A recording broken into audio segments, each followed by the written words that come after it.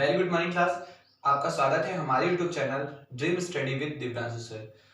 आप हिंदी की हम वीडियोस लेकर आए हैं और हिंदी में आपको अलंकार से स्टार्ट कर रहे हैं। तो अलंकार की सारी बेसिक इंफॉर्मेशन आपको इसमें मिलेगी। लॉकडाउन से पहले जहाँ भी मैंने क्लासेस ली हैं अलंकार, वहाँ पे अच्छे से मैंने पढ़ा दिया था और काफ़ी ज़्यादा वर्कआउट किया मैंने अलंकार पे और कलेक्शन रखा है एग्जाम्पल का ढेर सारी। तो इसलिए अलंकार की कई सारी वीडियोस होंगी और उसमें एक अलंकार के लगभग मोस्टली 5 से 6 10 तक आपको एग्जाम्पल मैं लिखवाऊंगा करवाऊंगा, क्योंकि इम्पोर्टेंट होते एग्जाम्पल है, उदाहरण ही मोस्टली पूछे जाते हैं। और डेफिनेशन वगैरह भी तो थोड़ा बहुत डेफिनेशन लेके चलेंगे। मतलब ऐसा नहीं कि किसी का डेफिनेशन पढ़ाएंगे ऐसा नहीं, लेकिन मोस्टली वर्कआउट हमें क्या करना है कि अगर एक डेफिनेशन याद कर लिया तो एक अलंकार हो गया, लेकिन एक एग्जाम्पल याद करने से अलंकार नहीं कंप्लीट होता।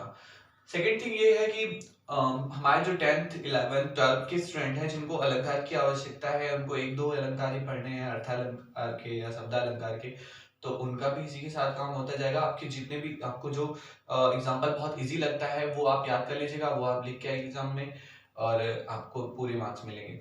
चलिए स्टार्ट करते हैं। आज सारी बेसिक इंफॉर्मेशन अलंकार से रिलेटेड हम पढ़ेंगे यहाँ पे।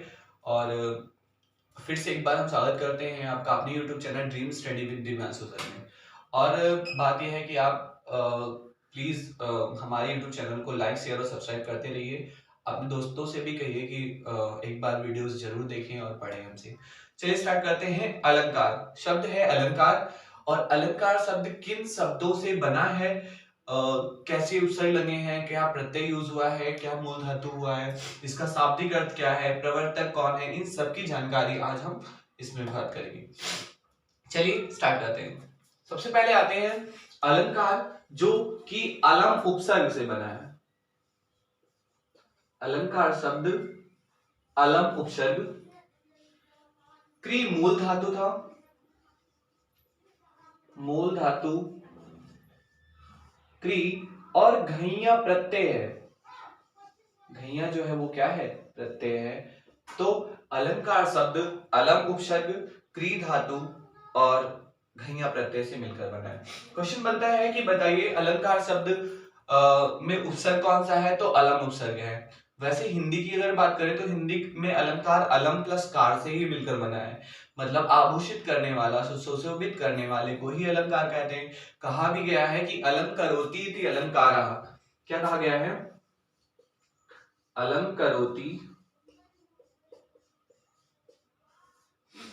इति अलंकारः। अलंकरोति इति अलंकारः अर्थात जो अलंकृत करे वही अलंकार है। अर्थात जो अलंकृत करे वही अलंकार है।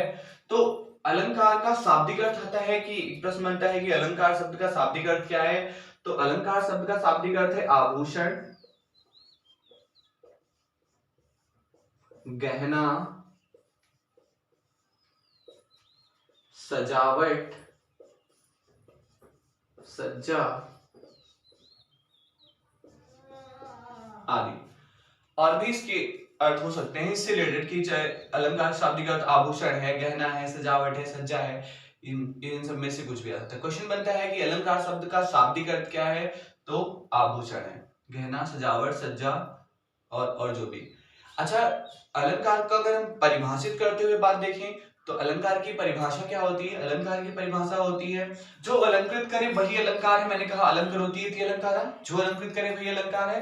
अर्थात अलंकार वह है जो काव्य की शोभा बढ़ाने का काम करता है। मतलब काव्य की शोभा बढ़ाने वाले गुणधर्मों को, तत्वों को क्या कहा जाता है, अलंकार। क्योंकि अलंकार अगर आपके काव्य में है तो वो ज्यादा अट्रैक्ट करता है। आपकी आपकी जो कविताएं होंगी उससे लोग ज्यादा अट्रैक्ट होंगे।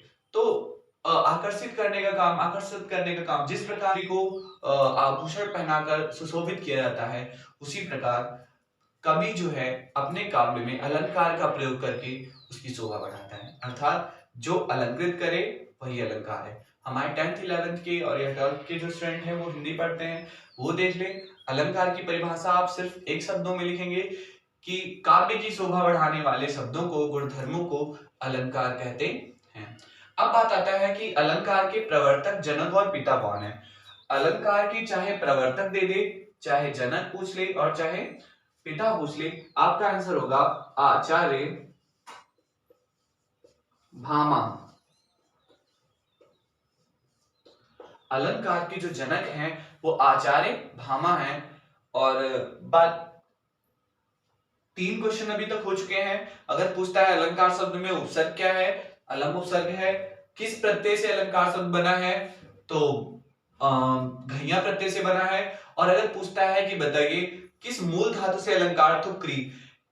एक बार आया था रस जो है किस मूल धातु से बना है, रस, रस छंद अलंकार वाला रस, तो स्त्री मूल धातु से बना है। तो ऐसे क्वेश्चन भी हिंदी में पूछ लिए जाते हैं मोस्टली। आप ये मत सोचिएगा कि संस्कृत में ही आएगा, अगर पूछ लिया जाता है तो हमारी नॉलेज में होना चाहिए। बाकी अलंकार शब्द हिंदी में अलम प्लस कार से बना है। अलम का अर्थ होता है सुशोभित करने वाला, सॉरी शोभा, और कार का मतलब करने वाला, मतलब शोभा कारक जो एलिमेंट होते हैं, तत्व होते हैं, वो अलंकार होते हैं। आगे आता है कि अलंकार, हिंदी के अलंकारवादी कवि कौन है। अलंकारवादी कवि का मतलब ये है कि आचार्य भामा भी हम कह सकते थे कि आचार्य भामा सर। अगर हमने बताया कि अलंकारवादी कवि हिंदी के जो केशवदास हैं, कौन है, केशवदास, तो मोस्टली दिमाग में आता है बच्चों के सर अलंकारवादी कवि अगर केशवदास हैं तो आचार्य भामा क्या है, और आचार्य भामा अगर इसके पिता और जनक हैं तो इनको अलंकारवादी कवि क्यों नहीं कहा गया। बिकॉज जानते हैं क्या है, हिंदी के अलंकारवादी कवि केशवदास लिखा क्योंकि इनकी काव्य पंक्तियों में अलंकार की मोस्टली आपको एग्जांपल मिल जाते हैं, इनके इनके प्रयोग मिल जाता है, किसमें, इनकी काव्यों में अलंकार की का प्रयोग मिल जाता है, इसलिए इनको केशवदास जी को अलंकारवादी कवि कहा जाता है हिंदी का। तो अगर एक क्वेश्चन बनता है हिंदी के अलंकारवादी कवि कौन है, तो आंसर होगा केशवदास। आगे है अलंकार की काव्य शास्त्रीय परिभाषा किसने दी थी। अलंकार की काव्य शास्त्रीय परिभाषा किसने दी थी, तो आचार्य दंडी ने। आचार्य दंडी, आचार्य दंडी ने, आचार्य दंडी जी ने अलंकार काव्य शास्त्रीय परिभाषा, मतलब कि वैसी परिभाषा जो पंक्तिबद्ध हो उन्हें काव्य शास्त्रीय परिभाषा कहा जाता है, मतलब काव्य के रूप में हो। अगला आता है काव्य शोभाकरान धर्मान अलंकारान प्रचक्षित, किसने कहा है या किसकी पंक्तियां हैं। तो कहने का मतलब ये भी अलंकार की ही परिभाषा है, लेकिन पंक्तिबद्ध परिभाषा है। जो पंक्तिबद्ध परिभाषा है काव्य शास्त्रीय परिभाषा आचार्य दंडी ने दिया है, तो वही यहां भी है। आचार्य दंडी का यही जो कथन है वो काव्य शास्त्रीय परिभाषा है अलंकार की। समझ रहे हैं ना, आप नोट करते चलिएगा, क्योंकि नोट करते रहेंगे तो आपको काफी ज्यादा फायदा होगा। और वीडियो आप थोड़ा जैसे होता है ना कि स्पीड बढ़ा लिया करिए, तो जल्दी आपको, जैसे 10 मिनट का वीडियो है तो 5 मिनट में ही खत्म हो जाएगा और आप चीजें समझ में जाएंगे। स्किप मत करिएगा, मतलब वीडियो को बढ़ाइएगा नहीं, बस केवल स्पीड बढ़ा दीजिए क्योंकि सारी चीजें आपको मिल जाए, समय कम लगे, है ना। आगे काव्य शोभाकरान धर्मान अलंकारान प्रचक्षते का अर्थ क्या है वो देख लेते हैं। अगर ये परिभाषा है तो परिभाषा इन्होंने क्या कहा इसमें, तो काव्य की शोभा कारक या शोभा करने वाले धर्मों को, काव्य की शोभा करने वाले शोभा कारक धर्मों को अलंकार कहते हैं। काव्य की शोभा बढ़ाने वाले या शोभा, काव्य को शोभायमान करने वाले अलंकार धर्मों को, गुण धर्मों को क्या कहा जाता है, अलंकार कहता है। कहा किसने है, आचार्य दंडी ने। अभी के जितने क्वेश्चन आपके पास आपको हो गए हैं, अब लास्ट में, वीडियो के लास्ट में आपको सारे क्वेश्चन मैं बोलूंगा, आप लोग आंसर एक एक एक एक सेकंड में आंसर दीजिएगा। चलिए आगे जदपि सुजात सुलक्षणी सुवर्ण सरस सुवृत्त, जदपि सुजात सुलक्षणी सुवर्ण सरस सुवृत्त भूषण बिनु न विराजई कविता वनिता मित, ये किसका कथन है। मतलब कि जदपि सुजात सुलक्षणी सुवर्ण सरस सुवृत्त भूषण बिनु न विराजई, अधो भूषण लिखा है तो यहाँ लोग सोच लेते हैं भूषण, ऑप्शन भी पहला आ जाएगा भूषण जी, तो वो नहीं है। ये भी पंक्तियां जो है वो केशवदास जी की हैं। केशवदास जी का मानना था कि आभूषण के बिना, केशवदास जी का मानना था कि आभूषण के बिना विराजमान नहीं होती, शोभायमान नहीं होती कौन कौन सी चीजें, ये तीनों, ना तो वनिता, ना तो कविता, कविता मतलब काव्य, और ना ही उसी तरह महिलाएं, स्त्री, स्त्री भी बिना बिना आभूषण के शोभायमान नहीं होती है। तो कहने का मतलब है जिस प्रकार स्त्री की शोभा आभूषण होता है, गहना होता है, उसी प्रकार श्रृंगार होता है, श्रृंगार भी इसका अर्थ हो सकता है श्रृंगार होता है, उसी प्रकार काव्य की शोभा भी अलंकार से होती है, अलंकारों के द्वारा ही होती है। अब आता है अलंकार के भेद कितने हैं, तो अलंकार के जो है 3 भेद है, आपको 3 भेद पढ़ने हैं, शब्दालंकार, अर्थालंकार, उभयालंकार। लेकिन जाने दीजिए 3 भेद है, अगर आता है अलंकारों के भेद कितने, 3 पढ़ना आपको, उभयालंकार नहीं है। शब्दालंकार क्या है, अगर शब्द के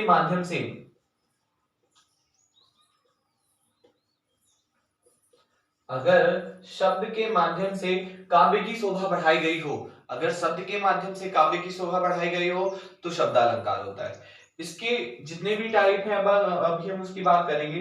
मोस्टली आपको 4 या 5 टाइप आपको पढ़ने हैं इसमें। अगला है अर्थालंकार। अर्थालंकार जो होता है इसकी 100 से अधिक भेद हैं। अर्थ के माध्यम से अगर काव्य की शोभा बढ़ाई गई हो तो वो अर्थालंकार के अंतर्गत रखा जाता है, मतलब अर्थ के माध्यम से।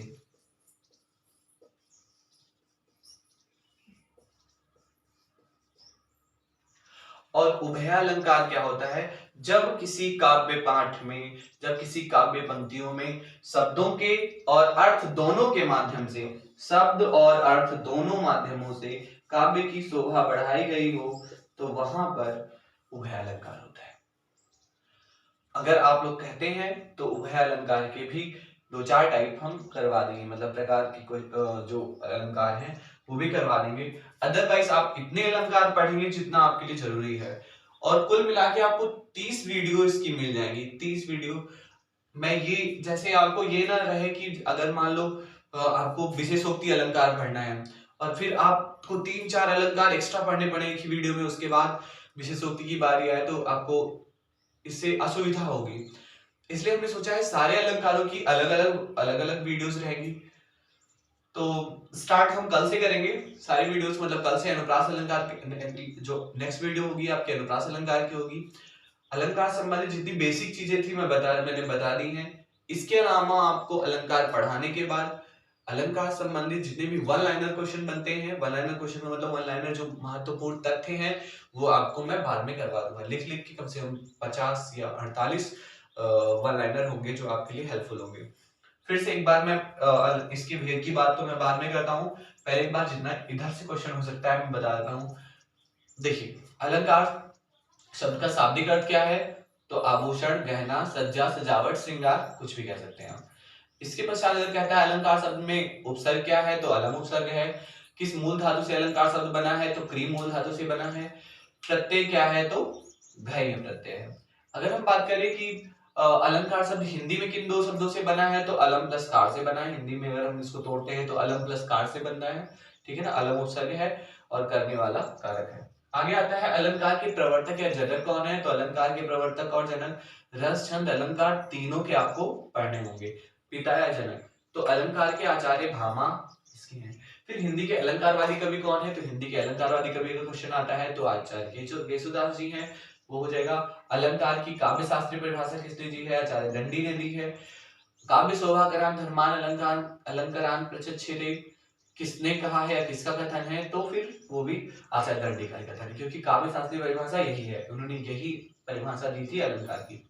अगली अगर हम बात करते हैं कि बताइए जदम सुजात सुलक्षणी या भूषण बिनु न विराजई, लास्ट की पंक्ति ही देता है भूषण बिनु न विराजई कविता वनिता मित्र, किसका कथन है, तो ये केशुदास जी का कथन है। अलंकार कितने भेद हैं, 3 भेद हैं, शब्दालंकार, अर्थालंकार, उभयालंकार। चलिए स्टार्ट करते हैं आगे इन तीनों के भेद। अलंकार के भेद की बात करते हैं। अलंकार के 3 भेद मैंने बताया कि शब्दालंकार, अर्थालंकार और उभयालंकार। उभयालंकार के आपको नहीं पढ़ना है उभयालंकार, इसलिए उभयालंकार के अलंकारों को मैंने नहीं लिखा है। आपको शब्दालंकार के अंदर क्या पढ़ना है, अर्थालंकार के अंतर्गत क्या पढ़ना है, इनकी एक लिस्ट देख लेते हैं। सबसे पहले अगर हम बात करते हैं शब्दालंकार में, तो शब्दालंकार में आपको पढ़ना है अनुप्रास अलंकार। क्या पढ़ना है, अनुप्रास अलंकार।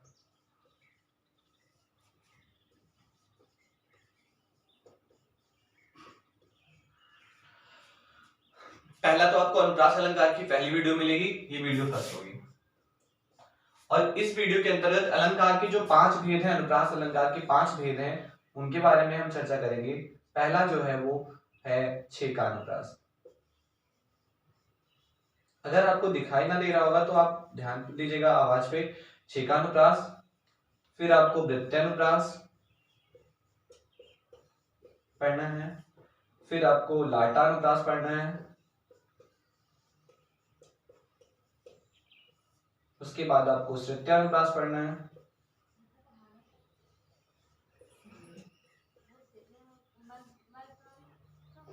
और लास्ट में आपको अंत्यानुप्रास पढ़ना है। तो अलंकार के अंतर्गत आपको पहला जो शब्द अलंकार के अंदर आता है अनुप्रास अलंकार, उसके 5 भेद छेकानुप्रास, द्वितीयानुप्रास, लाटानुप्रास, तृतीयानुप्रास, अंत्यानुप्रास। एक और है, अन्य भेद में रख लेते हैं इसको, और बड़ा इंटरेस्टिंग है इसलिए बात करते हैं, लेकिन 6 मत कर दीजिएगा। अनुप्रास अलंकार के अगर जब भी आता है भेद कितने हैं तो 5 ही हैं। एक आपको अंत्यारंभ भी पढ़ लेना है, अंत्यारंभ अनुप्रास। जिन लोगों ने हमसे पढ़ा है वो एक बार दोहराते चलेंगे तो उनके लिए फायदेमंद होगा। आगे आते हैं अनुप्रास अलंकार, शब्द अलंकार का पहला भेद। दूसरा जो हमें पढ़ना होगा वो यमक अलंकार।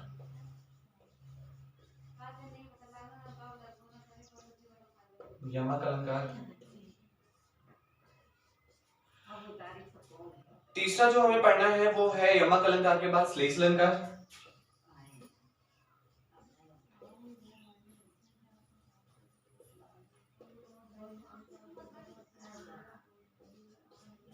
बात आता है चौथे की, तो चौथा अलंकार जो होगा वो आपको पढ़ना होगा वक्रोक्ति अलंकार।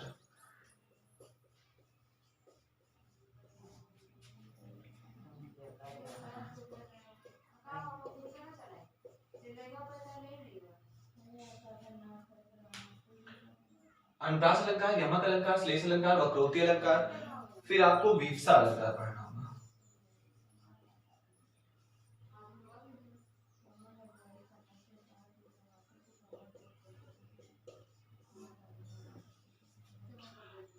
अगर आप कहेंगे तो और पूर्वोक्ति प्रकाश भी आपको पढ़ा देंगे।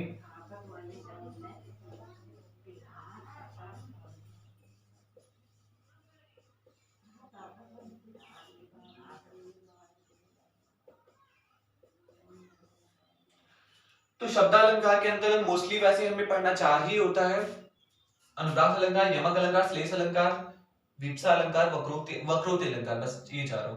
अगर आप कहेंगे तो अगर आप कमेंट बॉक्स में कमेंट करिएगा सर वीप्सा और पुनरुक्ति प्रकाश भी पढ़ा दीजिए, तो मैं ये दोनों भी पढ़ा दूंगा। आगे आते हैं अर्थालंकार पे। अर्थालंकार की मैं पूरा एक शीट बना दे रहा हूँ, फिर एक साथ ही आपको दिखाऊंगा, क्योंकि लिखूंगा बोलूंगा तब तक बहुत टाइम लग जाएगा।